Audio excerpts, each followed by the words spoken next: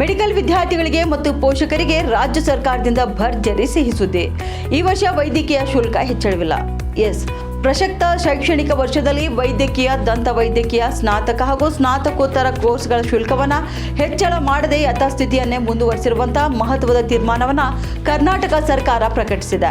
ಶುಲ್ಕ ಹೆಚ್ಚಳವಾಗಬಹುದು ಎಂಬ ಆತಂಕದಲ್ಲಿದ್ದಂಥ ವಿದ್ಯಾರ್ಥಿಗಳು ಹಾಗೂ ಪೋಷಕರು ಈಗ ನೆಮ್ಮದಿಯ ನಿಟ್ಟುಸಿರು ಬಿಡುವಂತಾಗಿದೆ. ವೈದ್ಯಕೀಯ ಶಿಕ್ಷಣ ಸಚಿವ ಡಾಕ್ಟರ್ ಶರಣಪ್ರಕಾಶ್ ಪಾಟೀಲ್ ನೇತೃತ್ವದಲ್ಲಿ ನಡೆದಂತಹ ಖಾಸಗಿ ವೈದ್ಯಕೀಯ ಕಾಲೇಜು ಆಡಳಿತ ಮಂಡಳಿಗಳ ಸಭೆಯಲ್ಲಿ ಈ ಒಂದು ನಿರ್ಧಾರ ತೆಗೆದುಕೊಳ್ಳಲಾಗಿದೆ.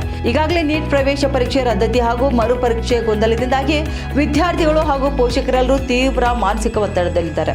ಇಂತಹ ಸಮಯದಲ್ಲಿ ಶುಲ್ಕ ಹೆಚ್ಚಳ ಮಾಡಿ ಅವರಿಗೆ ಮತ್ತಷ್ಟು ಆರ್ಥಿಕ ಹೊರೆ ನೀಡುವುದು ಸರಿಯಲ್ಲ ಎಂದು ಸಚಿವರು ಸ್ಪಷ್ಟನೆ ನೀಡಿದ್ದಾರೆ. ಇನ್ನು ಕಳೆದ ಸಾಲಿನ ಅಂದರೆ 2025 ಹಾಗೂ 26ನೇ ವರ್ಷದ ಶುಲ್ಕವೇ ಈ ಬಾರಿಯೂ ಕೂಡ ಸರ್ಕಾರಿ ಮತ್ತು ಖಾಸಗಿ ಕಾಲೇಜುಗಳೆರಡಕ್ಕೂ ಅನ್ವಯಿಸಲಿದೆ.